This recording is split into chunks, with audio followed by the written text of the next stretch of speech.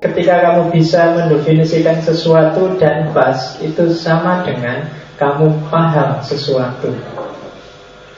Makanya beberapa filosof bilang bedanya orang pinter sama orang tidak pinter itu dalam hal bikin definisi.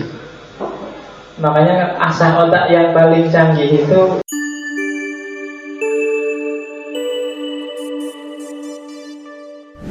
Bismillahirrahmanirrahim. Alhamdulillah, asyukurillah, assalatu wassalamu li rasulillah wa ala alihi wa ashabihi wa atba'ihi ila yaumil qiyamah. Amma ba'du. Mending tak tambahi satu lagi aja tema penting dalam logika. Jadi biar sekalian mantep logikanya, saya ambil tema definisi. Nah, saya ingat dulu di pertemuan pengantar waktu minggu pagi itu saya banyak nantang kamu dengan definisi. Maka oke deh, sekarang kita belajar caranya bikin definisi. Definisi itu kan ada hubungannya sama makna. Dan memang sebelum masuk ke hermeneutik, problem makna yang cair, kita harus sebenarnya masuk ke logika. Logika itu problem makna yang pasti. Jadi patokan-patokan resmi dulu, gimana sih cara mendefinisikan? Mendefinisikan itu ekuivalen sama dengan memahami. Mendefinisikan itu ketika kamu bisa mendefinisikan sesuatu dan pas, itu sama dengan kamu paham sesuatu. Makanya beberapa filosof bilang bedanya orang pinter sama orang tidak pinter itu dalam hal bikin definisi. Makanya asah otak yang paling canggih itu bikin aja definisi-definisi. Kalau pulang, definisinya laptop adalah apa? Definisinya, nah ini kayak gitu. Jadi sambil kalau kamu nganggur-nganggur daripada gak ada waktu, sambil nongkrong, nah itu bikin definisi, lihat orang. Ada perempuan adalah, coba aja definisikan. Kira-kira bisa nggak kamu? Ada mobil lewat, mobil adalah gitu. Jadi sering-sering gitu bikin sendiri. Asal nggak ketawa-ketawa sendiri nanti orang. Sambil dia ngomong ketawa-ketawa, ternyata aku nggak bisa ya. Oke, kita masuk ke definisi. Definisi adalah ini. Definisinya definisi. Saya ngomong. Jadi definisinya definisi adalah ini terjemahan letterlet dari buku, susunan kata yang tepat dan jelas dan singkat. Diingat-ingat 3 karakter itu. Definisi itu harus tepat, dia harus pas, tapi jelas. Jelas itu berarti maksudnya ketahuan. Dan singkat, tidak bertele-tele. Begitu bertele-tele pasti bulat. Jadi kalau kamu mendefinisikan sesuatu harus tepat. Tepat itu kalau mendefinisikan lampu ya harus tentang lampu. Jangan mendefinisikan lampu ternyata geser. Ternyata yang kamu definisikan bukan lampu tapi pintu misalnya. Itu berarti tidak tepat. Kalau kamu ngomong lampu ya lampu, itu tepat. Dan harus jelas. Jangan bikin definisi yang semula jelas, gara-gara kamu definisikan malah rumit. Sering kan kamu gitu. Sebenarnya kamu agak paham. Begitu ada didefinisikan orang, kamu tambah bulat sudah. Nah, sering kamu gitu kan. Selama ini kamu sudah ngerti rasa-rasanya, tapi begitu dibahas tambah ruwet. Nah, itu berarti definisinya keliru. Nggak boleh ada definisi yang malah bikin ruwet. Mending nggak usah didefinisikan. Ya kan? Banyak hal yang sebaiknya nggak usah didefinisikan. Nanti ada di sini, ada teori yang beberapa hal yang memang jangan didefinisikan karena nggak bisa. Nanti lihat aja. Dan harus jelas dan harus singkat. Jangan dipanjang-panjangin. Makanya kalau kamu ujian akhir itu kan mesti perintahnya jawablah dengan tepat dan jelas dan singkat. Kecuali dosen tertentu. Dosen tertentu ada yang bilang pokoknya jawab harus 1 halaman. Kalau belum 1 halaman belum itu. Nah itu biasanya agak ngawur kamu. Zaman dulu saya ada dosen kayak gitu, zaman saya kuliah. Pokoknya 1 soal harus 1 halaman. Jadi anak-anak kalau nggak bisa jawab ditulis aja puisi lah, lirik lah. Awalnya itu ngomong apa tapi tengah-tengahnya syair lagu apa gitu, puisi apa, begitu terakhir malu demikianlah maka. Yang penting kan sealaman. Kenapa nggak singkat? Barang yang tidak singkat biasanya tidak tepat. Kenapa? Karena melebar kemana-mana. Iya apa tidak? Kamu seneng apa tidak? Kamu nanti jangan bulat. Kalau bulat itu mesti menyusahkan orang lain. Orang jadi malah gak jelas idenya apa. Kamu SMS tiap hari, apel tiap hari, jemput tiap hari. Jelas saja, seneng dah. Jangan bulat. Kalau bulat malah bingung deh kamu. Nah itu loh. Jadi itu poin. Susah, orang mendefinisikan perilakumu itu susah. Ditanya seneng apa enggak, bulat. Tapi tiap hari SMS, tiap hari apel, tiap hari ruwet. Tutup poin aja, tembak dulu baru aksi. Kalau kamu aksi dulu, kalau ditolak kan jadinya nggak enak. Jadi sudah jelas baru. Tapi karena kamu bulat jadi ruwet. Oke, sampai apa contohnya?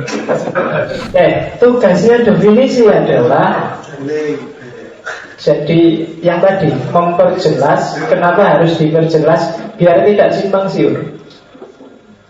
Banyak orang debat bahkan sampai mau tawuran hanya gara-gara beda definisi. Coba kamu telusuri ya, jangan-jangan misalnya ada konflik Sunni sama Syiah. Itu mungkin jangan-jangan beda mendefinisikan. Orang Sunni mendefinisikan Syiah apa, tapi orang Syiah mendefinisikan dirinya sendiri apa. Karena kadang-kadang orang kalau sudah nggak senang itu kan yang dilihat sisi jeleknya aja, kalau pas lagi senang yang dilihat sisi bagusnya aja. Coba dicek, biar tidak simpang siur. Ketika ada gegeran antara KPK sama PKS misalnya, itu kan tawuran habis-habisan, tapi jangan-jangan sebenarnya nggak beda. Ide-ide yang diperdebatkan sebenarnya nggak sama anunya, tapi beda mendefinisikan. Itu coba dicek, ya. Jadi yang pertama itu tugasnya. Yang kedua adalah untuk membedakan dengan kata yang lain dan objek yang lain. Itu definisi, dengan menjelaskan karakternya, sifatnya, dan macam-macam. Intinya adalah kamu tidak bisa berpikir kalau tidak paham sesuatu. Dan kamu disebut paham sesuatu itu kalau kamu sudah bisa mendefinisikannya. Kecuali hal-hal tertentu yang memang tidak bisa didefinisikan. Ada hal yang tidak bisa didefinisikan, hanya bisa dirasakan. Kalau disuruh cerita susah sekali. Kayak fenomena-fenomena mental itu kan biasanya nggak bisa didefinisikan. Nanti kita lihat contoh-contohnya. Cara bikin definisi. Tadi kan jenis-jenisnya, sekarang cara bikinnya. Nafas dulu. Ya. Oke, teh tadi berarti apa? Minuman yang dicampur teh. Itu aja. Saya minumnya teh aja biar kamu juga nggak ngiler. Kalau saya minum ini juga kamu ngiler. Di situ kan ada tehnya juga. Oke. Cara bikin definisi yang pertama, tidak boleh lebih luas dan lebih sempit dari konotasinya. Maksudnya ya, jangan terlalu gelambian kayak bahasa Jawa nih. Terlalu melayang, tapi jangan juga terlalu sempit. Jadi, misalnya yang terlalu luas, misalnya merpati adalah burung yang terbangnya cepat. Ini kan terlalu luas, kurang spesifik, harus ditambahi lagi. Ya merpati memang terbangnya cepat, tapi burung yang terbang cepat kan bukan merpati satu-satunya. Negara adalah organisasi masyarakat yang punya peraturan. Itu mungkin tidak salah, tapi masih terlalu luas, harus dibikin spesifik lagi. Organisasi yang punya peraturan banyak. Takmir masjid aja punya peraturan, dan nggak bisa disebut negara. RT aja punya peraturan, tapi kan bukan negara. Kalau di peraturan di RT kan apel paling malam sampai jam Jam berapa? Ya, jadi itu aturan. Atau terlalu sempit. Kursi adalah tempat duduk yang terbuat dari kayu, bersandaran dan berkaki. Itu kenapa disebut terlalu sempit? Banyak kursi yang tidak terbuat dari kayu, tidak ada sandarannya, tidak ada kakinya. Sofa itu tidak ada kakinya. Yang sekarang dari besi banyak, dari apa lagi? Dari rotan ada, dari batu juga ada. Jadi terlalu sempit. Jujur adalah sikap mau mengakui kesalahan sendiri. Itu ya jenisnya jujur memang. Tidak cuma itu jujur itu. Jangan terlalu sempit, harus luas. Jadi ketika kamu mendefinisikan sesuatu, jangan terlalu sempit, tapi juga jangan terlalu luas. Itu yang membedakan apakah definisimu pas apa enggak. Ya caranya kayak tadi. Ketika itu terlalu luas berarti terlalu fokus ke jenisnya. Ketika terlalu sempit, terlalu menajam ke diferensiannya.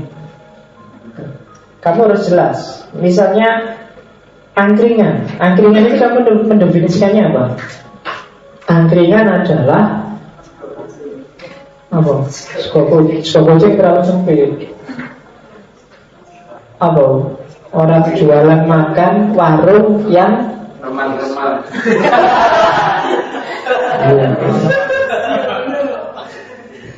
Warung yang remang-remang. Apa ya cuma angkringan yang remang-remang kan gitu. Itu masih terlalu luas. Itu tidak apa kamu pakai remang-remang. Warung yang remang-remang yang jual rokok. Itu caranya kayak gitu. Coba cek lagi apakah ada yang lain yang belum masuk. Kalau ada yang lain yang belum masuk berarti terlalu sempit. Atau yang kamu definisikan terlalu luas, berarti tidak menajam pada yang kamu definisikan. Itu berarti terlalu luas. Caranya kayak gitu.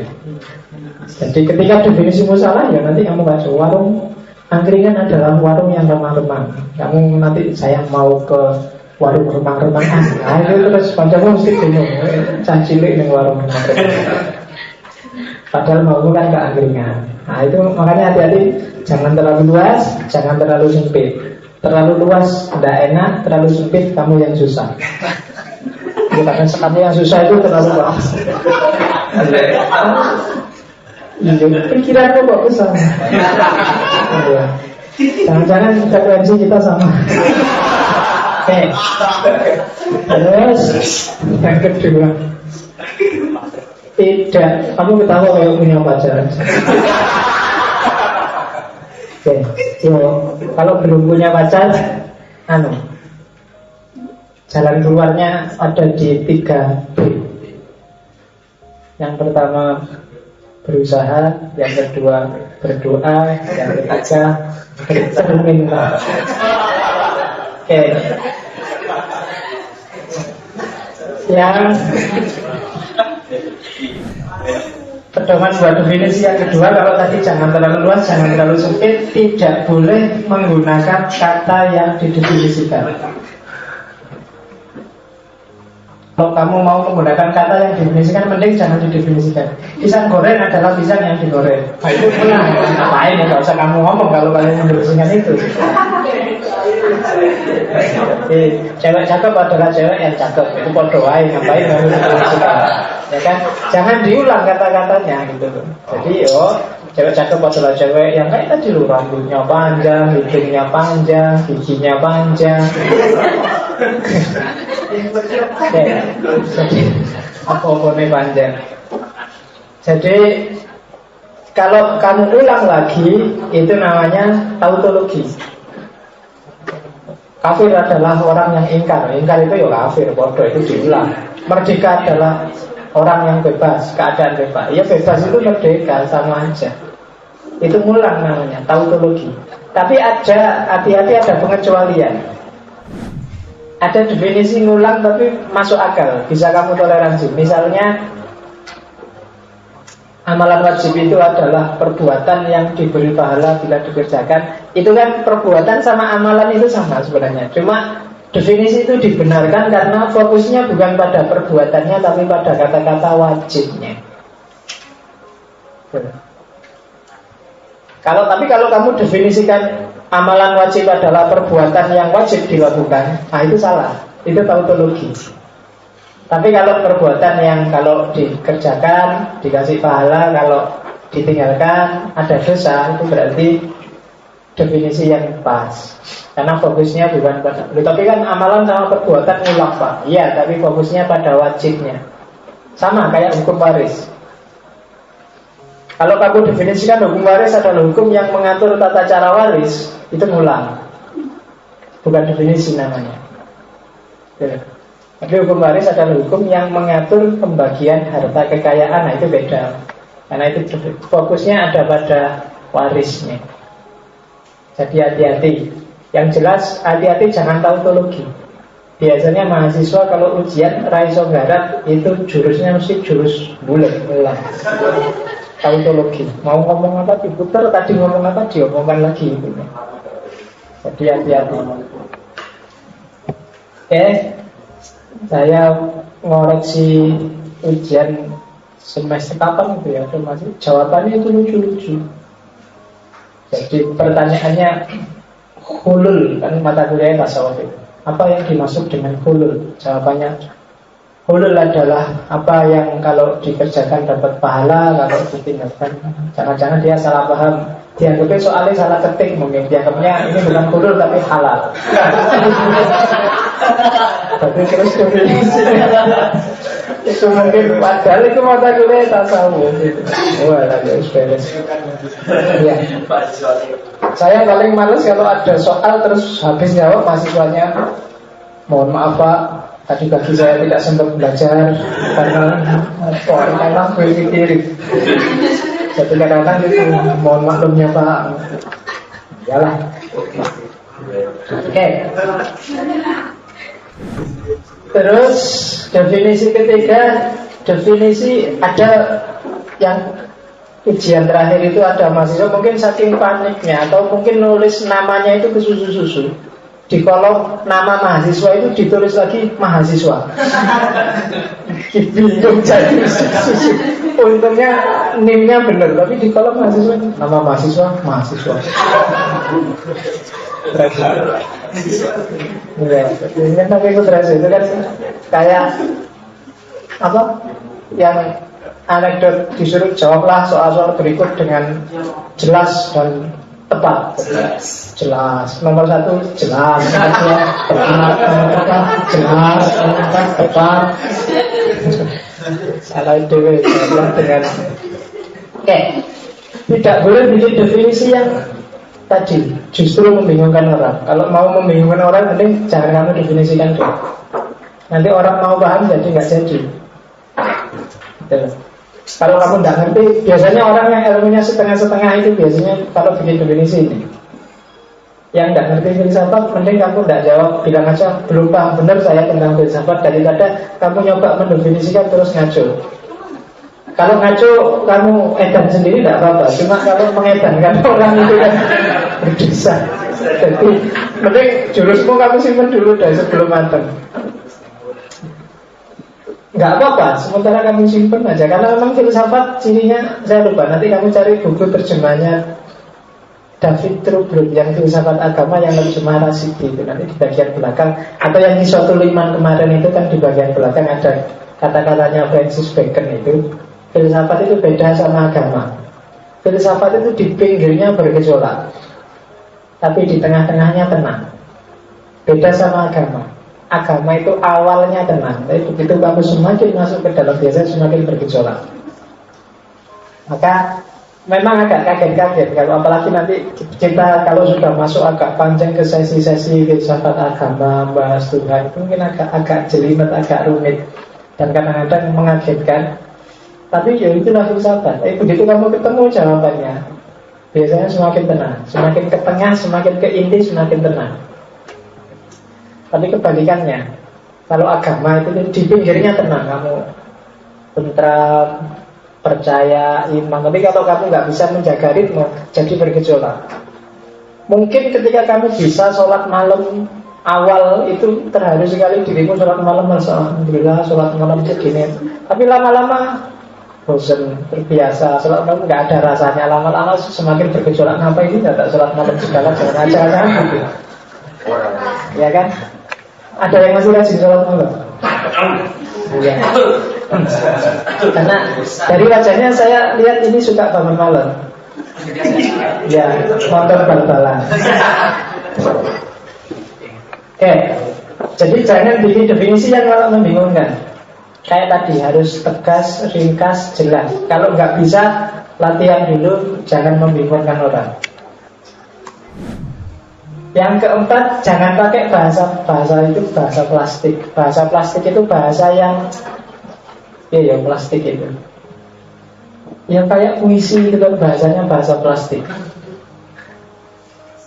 Sedekah adalah membuka pintu surga. Bayangannya surga itu pintunya kayak gimana ya?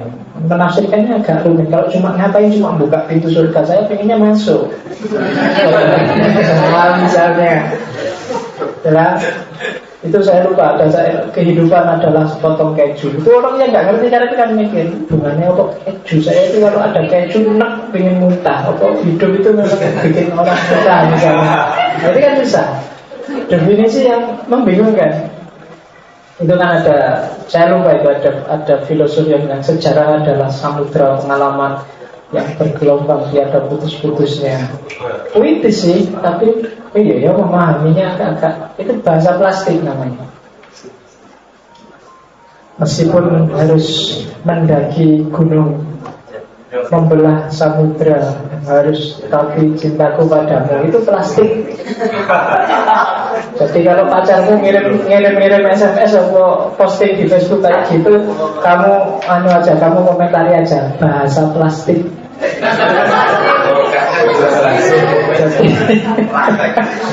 Iya, berarti indah sekali, luar biasa sekali. Tadi KRT tidak jelas,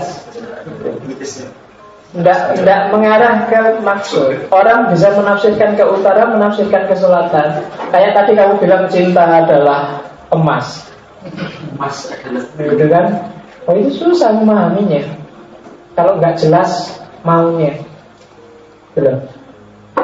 Makanya kalau di tempat saya ada banyak istilah-istilah lokal yang itu plastik. Orang bisa memahami ke utara, memahami ke selatan. Filsafat itu kan banyak istilah-istilah yang orangnya nggak sadar dianggap cerdas, tapi sebenarnya itu istilah-istilah plastik. Pemberdayaan masyarakat, pengabdian masyarakat. Kalau kamu cermati itu agak-agak plastik, nggak tegas. Maksudnya memberdayakan masyarakat itu apa sih? Kadang-kadang labelnya memberdayakan masyarakat, tapi sebenarnya itu proyek nyari untung dari kan gitu. Pengabdian masyarakat bodoh ketika itu Allah bodoh wae boleh duit intinya. Nah itu kan bahasa plastik dikemas dengan istilah-istilah memberdayakan, membela apa nih, bodoh wae bahasa plastik. Oh iya kan, itu kan kayak seminar mengantisipasi kemiskinan di Indonesia. Seminar ini hotel, makan-makan enak-enak, pulang dapat hotel. Seminar tentang kemiskinan apa pernah mendatangkan orang miskin? Gak pernah. Yang datang kan ya orang-orang kaya, betul. Inter lagi sing duitnya, oke bahas orang miskin. Orang miskinnya gak pernah diajak. Plastik, isinya mesti bahasa-bahasa plastik. Parpol kampanye itu isinya bahasa-bahasa plastik. Jadi kalau bikin definisi jangan pakai gitu deh. Harus tegas, jelas, terukur. Jangan pakai bahasa aneh-aneh.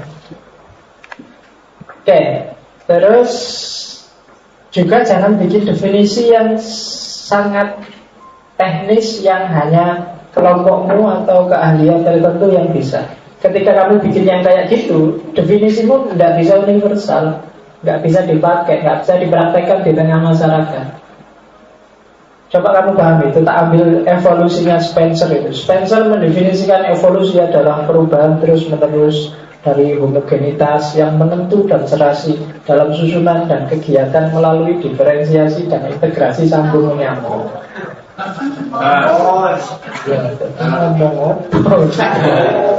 Bandingkan definisinya sama Darwin yang lebih gampang dipahami.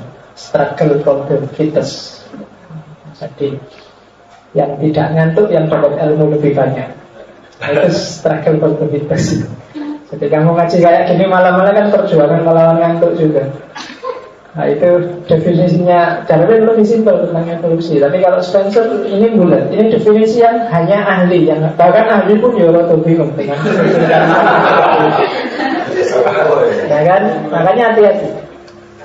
Kayak minggu lalu ketika saya bilang bahwa istilah yang gaya tidak berarti ilmiah. Banyak istilah-istilah gaya yang tidak ilmiah sama sekali.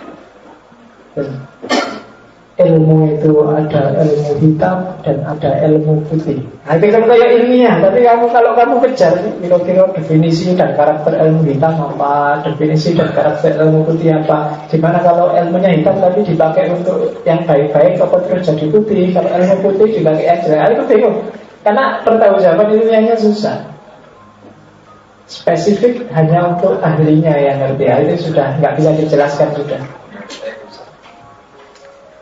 Oke, jadi justru ketika hanya orang tertentu saja dan orang lain tidak bisa dan tidak boleh paham tentang itu ciri-ciri nggak bisa didefinisikan. Kalau dalam dunia ilmu justru kayak gitu yang namanya tidak ilmiah. Jadi kalau kamu bahas sesuatu kok yang kamu ajak diskusi, alah kamu ngerti apa, kamu anak kecil, kamu mahasiswa, kamu belum itu berarti justru yang diomongkan biasanya tidak ilmiah. Kamu dulu wayai, kayak itu biasanya tidak ilmiah. Ketika itu ilmiah, ya disampaikan kapanpun dan dimanapun orang bisa menangkap.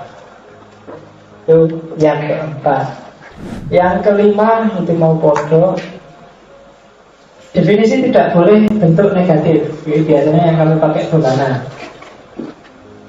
Benar adalah sesuatu yang tidak salah. Maksudnya dolanan mesti kamu ambil kebalikannya. Senang adalah ketika kita tidak sedih. Ayo, cah cilik yang ngerti.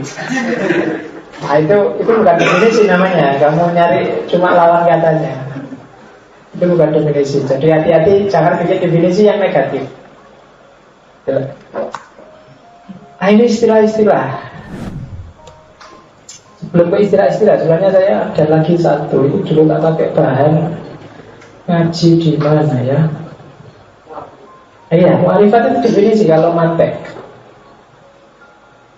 Sulam Munawwarah dulu tak presentasikan di mana saya lupa. Ya sebenarnya sama kayak tadi, cuma dengan istilah-istilah yang lebih halus. Mu'arif itu definisi, mu'arifat itu tentang definisi. Sulamul Munawwarah. Kalau ada waktu ngaji, kita nanti bisa.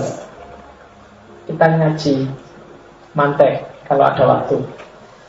Jadi ada ta'rif haddi, ada ta'rif rosmi, ada ta'rif lafzi. Nah, itu kalau ilmu mantek. Kalau ta'rif haddi itu ta'rif yang menggunakan jenis dan fasol. Jenis itu jenis tadi, kalau fasol itu yang diferensial. Tapi pakai istilah fasol. Itu bedanya. Manusia hewan yang berpikir, hewan itu jenis, yang berpikir itu fasol. Jadi kalau kamu nanti mau diskusi, lihat audiennya. Kok isinya orang-orang jenggot sama orang-orang serius pakai sempat, jangan pakai istilah diferensial, nanti dianggap kafir. Pakai istilah jenis dan fasol. Ah itu bahasa Arab. Karena kode, tapi ya, jangan pakai istilah-istilah itu. Nah kalau gini kan enak. Ada haddi tam, ada haddi nakis. Ini agak lebih jelimet dikit. Jadi yang haddi itu, kalau yang tam itu jenisnya dekat. Tapi kalau yang nakis itu jenisnya jauh. Jadi misalnya kalau tadi kan manusia adalah hewan yang berakal. Hewan sama manusia itu jenisnya dekat. Tapi kalau kamu definisikan manusia adalah gumpalan daging, darah, dan tulang dan yang berakal. Nah, itu iya sih manusia memang gitu, tapi kan itu jauh. Itu namanya jenis gaib. Atau kamu mendefinisikan tanpa jenis, langsung fasolnya. Itu manusia adalah yang berakal. Nah, itu namanya ta'rif haddi tapi yang nakis. Itu kalau di mantek. Kalau resmi jenis bukan sama diferensial tapi sama khososo. Khososo itu sifat yang spesifik. Misalnya manusia adalah hewan yang bisa tertawa. Tertawa itu kan di antara semua binatang hanya manusia yang tertawa, kecuali ada ayam tertawa, tapi itu kan bukan tertawa sebenarnya. Kan ada ayam, apa ayam mana itu yang ayam ketawa itu kan bukan ketawa. Kalau kamu tanya ayamnya, kamu ketawa enggak? Itu yang suara. Iya, itu kan bukan ketawa. Kok enggak ada yang lucu kok dia tiba-tiba ngagak-ngagak itu kan? Bukan ketawa berarti kan. Yang bisa kayak gitu manusia. Maka itu khososohnya manusia, sifat spesifiknya manusia. Nah, itu berarti namanya resmi. Ya sesuai yang kamu, mungkin beragama. Nggak ada hewan yang beragama, maka manusia adalah hewan yang beragama. Nah, itu namanya ta'rif resmi, spesifikat yang manusianya. Manusia adalah hewan yang apa? Banyaklah yang beda sama, membedakan dengan hewan yang lain kan banyak. Itu resmi. Resmi juga ada yang tam, ada yang magis. Sama kayak yang hati tadi. Yang pakai jenis yang dekat namanya tam, pakai jenis yang jauh namanya magis. Kalau lafzi itu yang pakai kata-kata yang sama. Insan adalah manusia, terigu adalah gandul, dan seterusnya. Nah ini yang agak khas dari mantek. Ada 7 ciri. Ciri yang pertama, makna itu harus jami' dan manik. Jami' itu semua satuan yang kamu definisikan harus masuk. Kalau manik, semua yang tidak termasuk harus tertolak. Misalnya jami' itu kamu mendefinisikan rokok adalah tembakau yang dilinting dengan kulit jagung. Itu make sense, masuk akal, tapi dia tidak jami'. Tidak semua jenis rokok masuk. Rokok yang tidak pakai kulit jagung, yang pakai kertas sama pakai cengkeh tidak masuk. Dia berarti tidak jami'. Ustaz adalah yang ngajar di pesantren pakai kopiah dan punya jenggot. Benar definisi itu. Tapi tidak masuk. Ustaz yang ngajar ngaji filsafat tidak masuk ustaz berarti. Karena tidak pernah pakai kopiah dan tidak punya jenggot. Nah itu berarti tidak jami'. Harus masuk ke semuanya. Kalau manik, contohnya rokok adalah tembakau dan klobot. Itu tidak manik. Kenapa tidak manik? Karena banyak yang tidak tergolong rokok. Meskipun itu ada bakunya, ada kertasnya, masuk. Misalnya kalau ada baku keleleran di situ, sebelahnya ada kertas, bisa disebut rokok berarti. Padahal kan enggak. Jadi definisi itu harus jami' dan manik. Yang kedua harus pakai kata-kata yang jelas. Yaitu sudah sama kayak tadi. Itu saya contohnya pakai rokok, karena ini kelihatannya saya presentasinya di pondok. Kalau di pondok itu kan rokok haram, jadi harus dibakar terus. Ya kan? Karena haram dibakar aja. Kamu yang justru membiarkan rokok tidak terbakar, itu berarti setuju dengan rokok. Oke, jadi itu kan rokok adalah daun kering yang dilinting, yang rasanya membuat melayang dan terpesona. Kok bisa definisi kayak gitu, Bu? Tapi itu kan nggak jelas apa yang bikin melayang itu. Susah kan? Melayang itu kayak gimana sih? Nggak tahu. Itu rasanya melayang, Pak. Kadang-kadang nggak paham juga kan apa maksudnya melayang itu. Itu berarti pakai kata-kata yang nggak jelas. Saya jatuh cinta dan sekarang mabuk kepayang. Nah, kan selesai itu. Mabuk kepayang itu maksudnya apa? Mabuk itu berarti kamu pusing, pengen muntah, mual, apalagi kepayang. Kalau gitu jangan jatuh cinta, kamu berarti ingin muntah kan tiap hari ketemu pacarmu karena kamu mabuk. Nah itu berarti kenapa pakai kata-kata yang tidak jelas. Rinduku sedalam lautan. Susah lagi itu kan, mendefinisikan kayak gimana rindu yang sedalam lautan itu. Terus harus sesuai dengan yang ditakrifi ya kayak tadi. Jangan seleco kayak orang Jawa. Seleco itu yang didefinisikan apa, definisinya apa. Rokok adalah pipa yang dihisap oleh orang-orang kaya. Itu bukan rokok itu kan. Itu cerutu mungkin maksudnya, bukan rokoknya, salah. Selenco namanya. Kalau ada definisi kok selenco berarti ya hati-hati, keliru. Orang mau ngomong apa, kamu ngomong apa. Orang ke utara, kamu ke selatan. Yang lain ketawa, kamu diam. Yang lain diam, kamu ketawa. Itu tidak beres. Oke, jangan pakai majas yang tanpa petunjuk. Iklannya rokok itu kan banyak pakai majas kan. I love blue. Itu kalau nggak ada petunjuknya bisa rusak itu kan. Ngaco. Kalau rokok sama I love blue. Rokok adalah selera pemberani. Oh itu kan hubungannya apa ya rokok sama, kan kadang-kadang gitu. Kan iklannya rokok itu kan ada yang orang nekat, terus ada apa aja diterjang sampai naik kontainer, naik mobil saja nih, dengan merokok itu terus kamu ya anda baru-baruan kayak gitu. Itu kan harus jelas. Itu majas yang nggak ada petunjuknya, jadi kamu nebak maknanya apa ya kan gitu. Yang penting rasanya pun. Nah, karena namanya itu pahamnya apa ya? Iya kan, kalau begitu kamu salah paham kan, istilah yang penting rasanya pun itu kan banyak kamu salah gunakan untuk yang aneh-aneh. Makanya coba deh, itu majas, tapi karena nggak ada petunjuknya ya kamu pakainya aneh-aneh. Punya pacar jelek nggak apa-apa, yang penting. Nah itu kan dipakai aneh-aneh. Oke.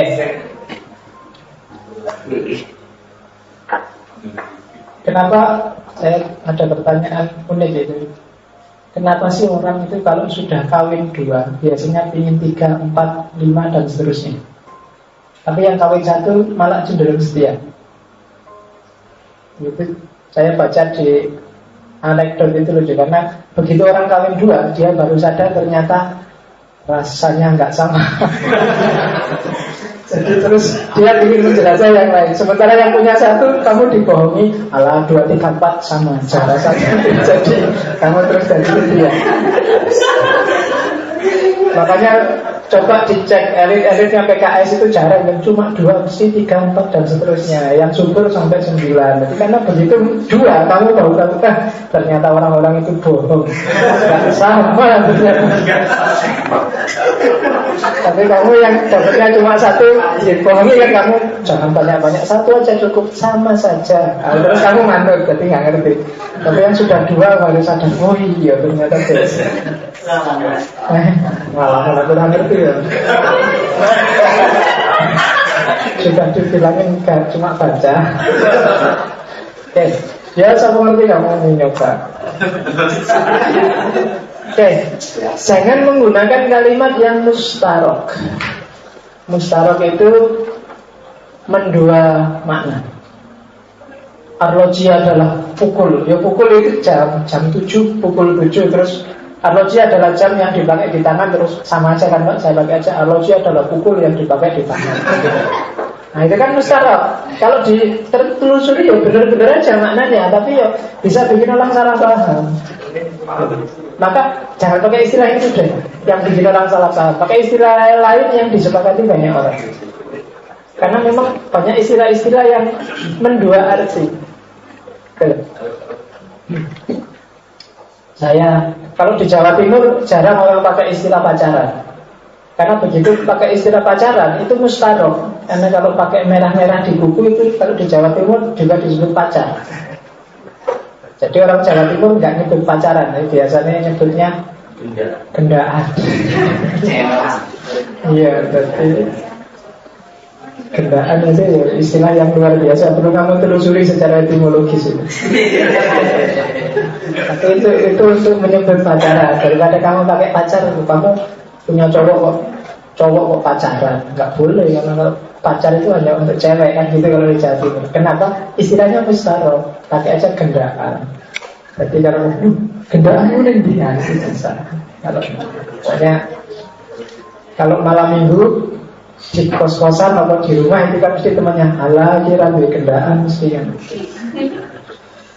Saya dulu gitu waktu mahasiswa, malam minggu di kos-kosan dewe, tidak apa-apa. Kalau malam minggu di kos sendirian itu tidak apa-apa. Yang gawat itu malam pertama sendirian. Nah, itu kan kalau malam pertama kok sendirian itu berarti masalah. Tapi kalau malam itu sendirian tidak apa-apa. Oke, tidak mengulang kata itu ya kayak tadi, orang gila adalah orang yang gila. Oke, sebelum ke istilah ada pertanyaan-pertanyaan. Jangan malam-malam ya, kasihan ibu-ibu nanti nggak berani pulang. Oh iya. Atau nggak pulang, mau nonton sepak bola bareng-bareng mau di sini. Brasil melawan Uruguay. Ya. Oke, ada pertanyaan sebelum saya ke ya wis, terserah yang ngajak dulu ya. Soalnya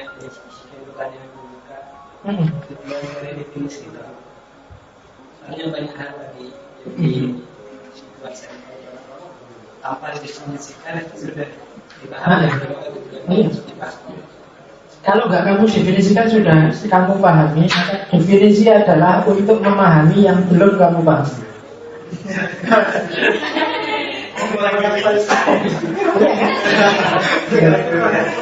Itu secara, kalau bahasa hermeneutiknya secara sentrifugal. Tapi secara sentrifugal, definisi adalah bukti bahwa kamu sudah memahami sesuatu. Itu definisi juga. Meskipun secara ostentif, hanya secara nunjuk. Misalnya apa wis? Secara nunjuk kayak tadi. Meskipun secara gini, gimana sih kuliah itu? Itu kan mendefinisikan juga kan secara ostentif. Berarti apa? Berarti kamu sudah paham meskipun hanya di level secara simbolis ostentif menunjuk sesuatu. Jadi definisi adalah, gunanya definisi bisa biar kamu paham sesuatu atau untuk menunjukkan bahwa kamu sudah paham tentang sesuatu. Itu definisi. Maka biasanya kajian apapun, judul apapun di buku-buku tentang sesuatu pasti diawali dari definisi. Secara lugawi, secara istilahi, etimologi, secara terminologi, pasti begitu. Karena begitu kamu kenal objeknya, kamu paham. Yang paling sederhana biasanya kalau kamu nggak paham kan orang nyuruh kamu bukalah kamus. Itu sama dengan cari definisi. Kamus itu kan biasanya sederhana, definisi secara lafzi kayak tadi. Definisi mencari sinonimnya. Sapi adalah lembu. Apalagi banyak itu yang buka kamus. Jadi biar kamu paham sesuatu atau untuk menunjukkan sebagai bukti bahwa kamu paham sesuatu, atau kadang-kadang malah dengan definisi kamu semakin dalam pemahamanmu terhadap sesuatu. Itu gunanya. Ketika kamu tidak bisa mendefinisikan, itu kemungkinan besar nggak bisa menangkap. Ketika kamu paham sesuatu, insya Allah bisa mendefinisikan, meskipun tidak harus di level definisi yang nominal atau definisi yang real, tapi mungkin definisi sebab akibat, definisi maksud tujuan, itu pasti bisa. Cinta mungkin nggak bisa kamu definisikan, tapi mungkin bisa secara maksud tujuan, bisa sebab akibat. Cinta itu dari mata turun ke hati. Itu definisi apa? Sebab akibat. Jadi dari mata turun ke hati. Berhenti aja di hati, jangan turun dulu sebelum menikah. Ya, jadi dari mata turun ke hati, hentikan dulu sementara sebelum nikah. Kalau sudah nikah boleh turun lagi. Ya. Oke, itu definisi sebab akibat. Jadi banyak hal yang tadi tidak bisa didefinisikan ya. Maksudnya tidak bisa didefinisikan secara real atau secara hakiki atau secara nominal, tapi bisalah didefinisikan paling tidak sebab akibat atau maksud tujuan. Kecuali yang sangat spesifik kayak yang atau itu susah definisikan. Atau itu ya bisa sebenarnya kamu definisikan, cuma definisinya tidak merujuk katanya tapi merujuk maksudnya. Misalnya atau adalah kata yang dipakai untuk memilah satu di antara dua pilihan. Nah, itu bisa. Ini kan maksud tujuan, bukan artinya atau, tapi maksudnya kata atau. Yang itu adalah kata yang dipakai untuk menyambung karakter misalnya. Rumah yang besar, rambut yang gondrong. Nah, itu bisa. Itu definisi maksud dan tujuan. Jadi kamu bisa bikin definisi dengan model apapun karena yang tujuannya bikin kamu paham. Meskipun kamu tidak ngerti hakikatnya cinta, tapi kamu paham maksud tujuannya atau sebab akibatnya cinta. Itu jenis definisi juga. Ada lagi? Apa? Nah, selain definisi kalau memang tujuannya yang titik tekannya kan ke pemahaman, untuk memahami suatu yang tidak dipahami. Ada nggak batasan lain atau pembatasan lain selain definisi? Selain Daripada definisi. kalau dalam logika ada bab khusus namanya klasifikasi. Klasifikasi itu biasanya mengelompok-mengelompokkan. Nanti ada. Cuma itu sebenarnya bagian juga dari definisi. Mencari jenis itu kan klasifikasi. Ini jenisnya manusia, ini jenisnya hewan-hewan, ini jenisnya tumbuhan-tumbuhan. Ini digolongkan hewan karena punya karakter hewan. Ada secara fisik, ada apa? Ada tubuhnya, ada dagingnya, ada darahnya, bisa bernafas, bisa meskipun kalau hewan hidungnya besar, manusia hidungnya kecil misalnya. Nah, itu kayak itu diferensianya. Tapi ini jenis namanya bab klasifikasi. Apa ada? Terus tadi di awal saya bilang bahwa definisi itu harus kamu pijak pertama sebelum masuk ke makna. Pemahaman itu tidak semata-mata definisi, tapi nanti ada level kedua yang harus dimasuki pemahaman, yaitu makna. Nah, makna itu kita belum bisa ngomong sekarang. Makna nanti kita masuk ke hermeneutik setelah lebaran. Ya kan? Kenapa harus masuk ke makna? Karena manusia tidak bisa berhenti di definisi. Orang selalu ngasih makna.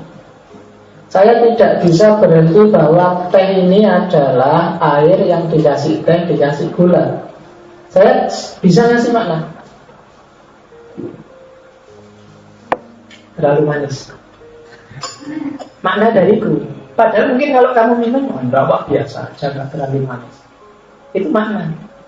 Tapi secara definitif ini sebenarnya hanya air yang dikasih gula, yang dikasih teh. Itu definisi. Tapi kalau itu berhubungan dengan manusia, dia tidak akan berhenti cuma di definisi, dia pasti masuk ke dalam. Cakep itu adalah kayak tadi, kalau rambutnya panjang, kalau kulitnya putih, kalau apa lagi? Nah, itu kan definisi. Tapi kan itu menurut siapa? Kan itu tulisan kan? Jangan-jangan ada orang yang seleranya beda, ya kan? Saya dulu pernah baca novel, saya lupa, novel bahasa Inggris, tapi tentang Afrika. Dan bagi orang Afrika itu cakep itu adalah perempuan. Kalau kamu kan nyari yang kulitnya putih, kalau di Afrika harus yang kulitnya hitam. Dan tidak sekedar hitam, tapi harus hitam dan berkilat. Jadi hitam yang kalau kena matahari kelihatan berkilau itu. Nah, itu dia senang. Terus tidak suka bibir tipis kayak bibirnya orang barat, apalagi tipis warnanya merah. Dia malah jijik. Dia lebih suka bibir yang tebal dan warnanya hitam. Iya. Rambut yang kamu agung-agungkan yang panjang lurus itu dia malah tidak suka. Dianggapnya kayak rambutnya kuda. Iya. Untuk membedakan manusia dengan kuda, jangan suka rambut lurus dan panjang. Katanya orang Afrika. Jadi dia lebih suka rambut yang kriwil-kriwil kecil kayak orang Afrika itu. Justru itu di hewan mana pun nggak ada kembarannya kayak gitu. Tapi kalau kamu suka yang rambut lurus, jadi orang Afrika, orang India beda lagi seleranya. Cantik itu bagi mereka. Kalau kamu kan suka menghindari yang nyari yang langsing. Kalau di sana enggak, justru suka yang agak gemuk, yang agak subur. Selera itu kan sudah manusiawi. Padahal kamu lebih enak sama orang gemuk. Kalau sama orang kurus nggak enak. Kalau kamu nikah sama orang gemuk, yang pertama dapat istri, yang kedua bonus prepaid. Oke. Kalau di India itu Gemuk itu dianggap simbolnya kesuburan. Jadi wanita yang subur yang makanya simbolnya gemuk. Kalau orang krempeng itu ya susah, kasihan dia. Oke, cuma ya apa-apa kan ada manfaatnya. Yang gemuk kayak tadi, kalau yang kurus tinggi kan enak. Kalau ada lampu mati kamu nggak perlu tutup tangga, ya bisa ya. Yang hidungnya mancung cakep, tapi yang kalau pesek kayak saya ya bagus juga, mirip, umurnya panjang karena nafasnya dikit-dikit gitu. Kamu yang hidungnya besar panjang kan terus cepat mati kamu, nafasmu habis keluar. Oke, jadi itu ya, nanti kita ketemu di hermeneutik setelah lebaran. Hermeneutik lebih menantang karena kalau ini logika itu pasti sifatnya matematis. Tapi kamu harus melewati logika dulu. Kalau kamu jujuk di hermeneutik, kamu akan jatuh pada nihilis nanti. Harus ada sisi-sisi yang pasti yang kamu yakini pasti benar dan objektif. Karena sebelum masuk ke yang subjektif, untuk menata pikiranmu. Kalau nggak gitu, pikiranmu nanti jelimet. Kalau kamu cuma berhenti di logika, nanti kamu kaku cara berpikirnya. Tapi kalau kamu langsung jujuk hermeneutika, pikiranmu terlalu lentur, terlalu goyang, jadi kamu susah cari pijakan, hidup juga susah. Maka kombinasikan itu. Ada sisi-sisi logis yang pasti, coba dipegangnya. Ada sisi-sisi lentur yang sesuai konteks. Banyak hal yang kamu harus merasa bahwa itu pasti. Tidak boleh tergantung persepsi orang. Tapi banyak hal juga yang tidak pasti sih, tergantung persepsi orang. Tembok ini warnanya hijau, kamu harus yakin dan pasti. Tidak boleh ngeyel, enggak Pak, itu tergantung orang lihatnya dari sudut pandang mana. Enggak, tetap yakin aja ini hijau kalau kamu masih waras. Ya, kan ada kan yang tidak ngerti logika, tiba-tiba hermeneutika semuanya dianggap total perspektif, total relatif, ya enggak juga. Ini whiteboard warnanya putih, namanya aja white. Kamu kan tidak bisa ngeyel, enggak Pak. Ya coba white. Kalau kamu tidak makan 40 hari, insya Allah tewas. Kamu jangan bilang tidak mesti Pak. Kalau yang mesti tewas itu yang harus kamu pegangi itu. Kalau kamu loncat dari lantai 30 pasti tewas. Yakini itu. Bahwa tiba-tiba ada keajaiban tidak tewas, iya. Tapi kamu kan jangan jajal loncat dari lantai 30. Itu logika namanya. Kamu harus memegangi logika. Meskipun dalam hal tertentu, pahamilah makna. Makna itu, tegelnya kelas ini sama tegelnya masjid itu sama-sama tegel. Harganya sama, jenisnya sama, mungkin pabriknya sama. Tapi kamu memperlakukan uang kelas sama masjid sama kan beda. Kalau ke sana sandalnya kamu copot, kamu nggak berani macam-macam. Kalau di sini kan kamu berani sandalnya dipakai. Kenapa bisa begitu? Ada problem makna. Dan itu kita besok masuk ke hermeneutik. Oke, terakhir. Nggak ada pertanyaan kan? Tapi masih sedikit ya. Ada lagi ya? Sedikit aja Pak. Tadi Bapak nyinggung masalah tahapan ya. Untuk mengetahui sesuatu maka harus definisi dulu, baru beranjak ke makna identifikasi. Nah, saya agak sedikit berbeda, mungkin cuma minta tanggapannya Bapak.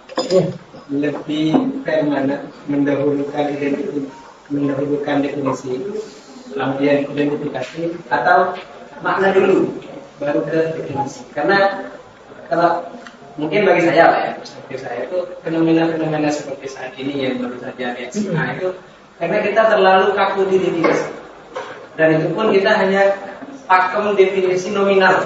Kalau kita tidak pernah ke hakikatnya sekarang, kita hanya memperlakukan orang lain dari subjektif kita. Kita nggak pernah berusaha menetapkan diri kita seperti mereka. Nah itu kayaknya kemaknanya kurang pakemnya definitif, kemudian mereka bertindak. Jadi justru ketika kamu bilang biar orang tidak subjektif, dia harus ngerti objeknya. Biar orang tidak sembarangan terhadap, biar orang tidak sakkarepe dhewe. Sakkarepe dhewe itu kan pemaknaan individual pribadi yang objektif. Kamu harus yang subjektif. Kamu harus objektif. Cari maknanya dulu. Si A itu janjane apa sih? Pikirannya kayak gimana sih? Bedanya apa sih sama Sunni? Terus beda itu esensial usuliyah apa furu'iyah sih? Harus gitu dulu. Oh, itu objektif. Ya kan? Objektif itu maksudnya apa sih? Di luar subjek yang memahami. Kalau subjektif, itu sudah perspektifnya subjek yang memahami. Kamu harus paham dulu bahwa ini ada gulanya, ada tehnya, ada airnya, sebelum kamu komentar ini terlalu manis apa tidak manis. Kan gitu. Iya, kamu harus ngerti dulu ini apa sih yang kamu minum itu apa. Kalau kamu harus paham dulu, saya sedang minum teh tawar. Yo, jangan dimaknai terus teh ini tidak manis sama sekali. Ini memang kamu tadi minum teh tawar. Kalau kamu jujuk tidak manisnya, oh ya, menurut Bapak itu tidak manis. Wale. Harus dari objeknya dulu secara objektif, baru dimaknai. Saya lihat ini hijau, tapi kalau saya pakai kacamata merah, mungkin ini warnanya ada di coklat, hijau plus merah. Tapi jangan dilihat kacamatanya dulu, coba lihat ininya dulu deh. Hijau kan? Kenapa kok kamu bilang coklat? Oh pantas kamu pakai kacamata merah. Oh si A itu kayak gimana kamu pelajari sampai jelimet. Oh kayak gitu berarti si A itu. Lah terus kenapa kok itu marah-marah ke si A? Coba dia pakai kacamata apa sih melihat si A? Oh pantas kayak gitu. Nah, itu kamu lihat pemaknaannya dia terhadap objek yang dia pahami. Oh pantas dia baca kitab ini sih. Oh dia terpengaruh guru itu dan seterusnya. Nah itu tahapannya. Nanti ketemu di hermeneutik lah. Karena kalau di hermeneutik level logik yang pasti yang eksak ini biasanya disebut teks. Teksnya apa sih? Kalau sudah teks terus siapa yang memproduksi teks itu? Kalau sudah kayak gitu, lah terus pemaknaan yang sekarang apa? Itu reader kan yang baca. Caranya nanti kayak gitu kalau di hermeneutik. Oke. Slide terakhir saya mau ngomong istilah-istilah. Istilah-istilah, karena saya takutnya kadang-kadang saya keceplosan ngomong pakai istilah-istilah ini dan kamu anggap sudah paham, jangan-jangan kamu belum paham. Itu aja yang saya takutkan. Masih banyak, nanti boleh kamu sebut yang saya lupa ngasih. Yang pertama substansi. Substansi itu biasanya lawannya aksiden. Kalau substansi apa ya? Kalau tak kasih contoh aja, nggak usah tak jelaskan pakai definisi. Saya lupa. Jadi yang menjelaskan dengan pakai contoh.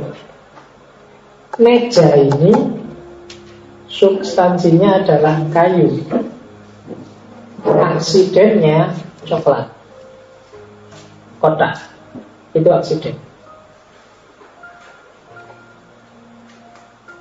Substansinya semen, bata. Aksidennya hijau. Bisa ditangkap?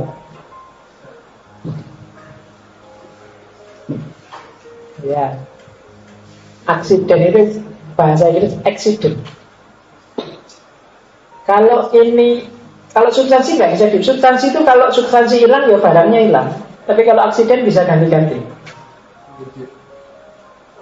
Kalau ini nggak ada kayunya nggak akan ada meja. Tapi kalau nggak ada coklatnya dia bisa ganti kuning, bisa biru, tetap jadi meja.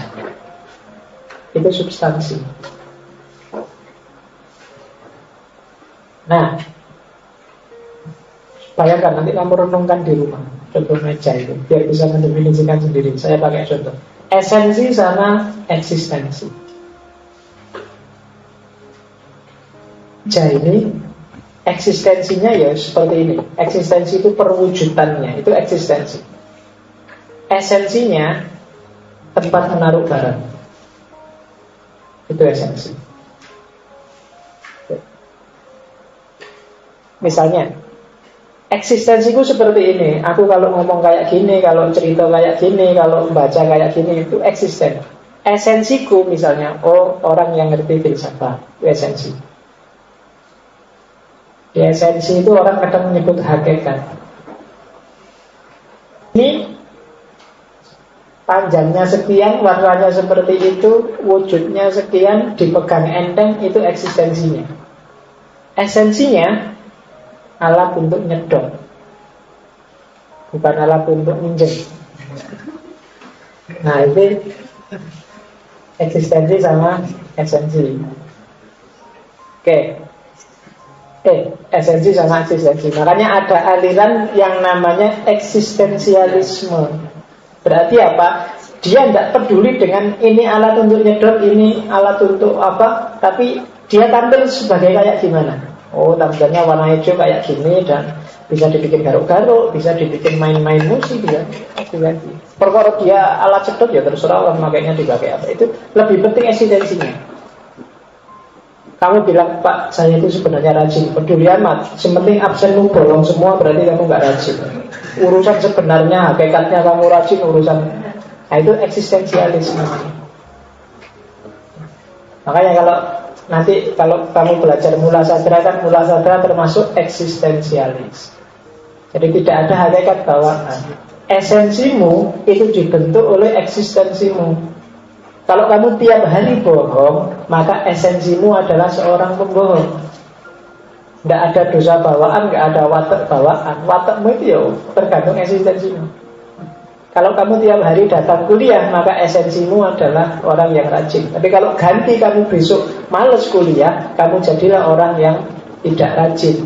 Jadi esensi bisa ganti, tergantung eksistensi. Tapi nanti ada aliran yang namanya idealisme. Esensi menentukan eksistensi. Kayak gimana isimu, itu menentukan tampilanmu. Kalau isimu itu orang yang santai cuek, yang gayamu sehari pasti cuek. Itu namanya idealisme. Kita masuk ini nanti akan banyak dibahas di ontologi, metafisika, kalau kita pada waktunya. Terus being, ada. Kalau filsafat itu ngomong ada itu berarti semua hal yang ada, baik real atau tidak real. Mimpimu, lamunanmu itu termasuk ada, kan? Bedanya sama realitas. Kalau realitas itu ada yang memang wujudnya jelas, maka mimpimu, lamunanmu, khayalanmu itu tidak termasuk realitas. Tapi mimpimu, hayalanmu bisa termasuk ada, karena dia eksis. Meskipun eksis cuma dalam pikiranmu, dalam mimpimu, dalam hayalanmu. Nah, ada lagi fenomena. Kalau fenomena itu realitas yang sudah dipahami manusia. Itu namanya fenomena. Ketika realitas itu kamu baca dan kamu pahami, itu namanya fenomena. Nah, terus ada dua, metal form. Metal form itu yang punya Aristoteles. Segala hal itu pasti punya dua bentuk, metal dan form. Kalau metal itu bahannya, form itu bentuknya. Ini plastik, formnya panjang dan ada lubangnya. Itu metal dan form. Ini kaca, formnya gelas. Manusia itu daging, tulang, dan darah, formnya apa? Iya, kalau sufi formnya adalah Tuhan. Bentuk, jadi hakikatnya, kedalamannya, form, metal dan form, bentuknya, kedalamannya. Kalau arsi, saya lupa ngomong apa istilah arsi. Arsi itu asal-usul alam semesta, ketemunya di filsafat Yunani. Banyak filosof Yunani yang sibuk mengejar arsi. Apa sih intinya, apa sih asal-usul sumbernya alam semesta itu. Kalau ide bawaan itu paling dikenal dari Descartes, yang bilang bahwa manusia itu begitu lahir sebenarnya punya seperangkat ide. Sebenarnya pelopornya bukan Descartes tapi Plato. Plato dengan ideanya bilang bahwa ketika kamu lahir, itu sebenarnya di kepalamu sudah ada banyak sekali ide.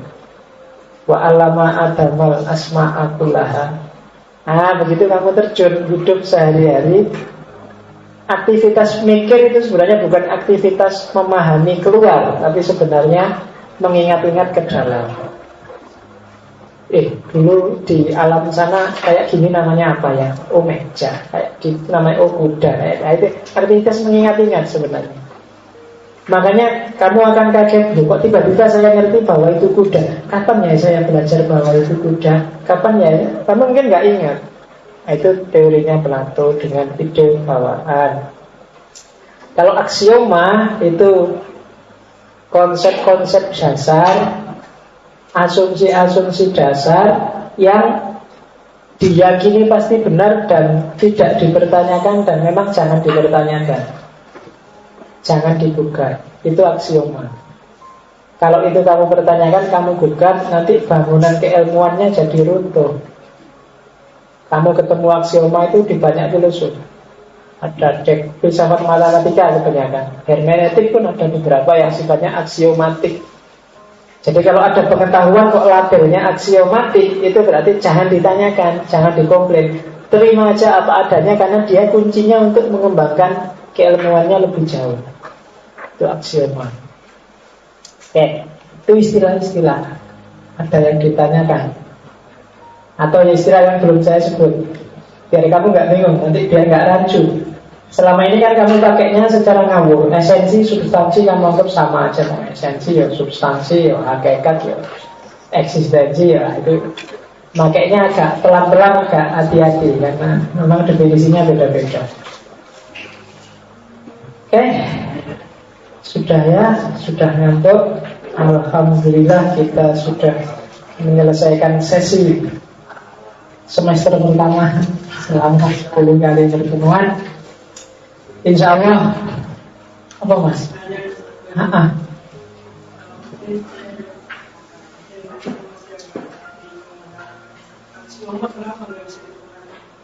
Aksioma itu di samping kamu susah sekali menggugatnya, juga dia jadi pijakan untuk semua bangunan keilmuan selanjutnya.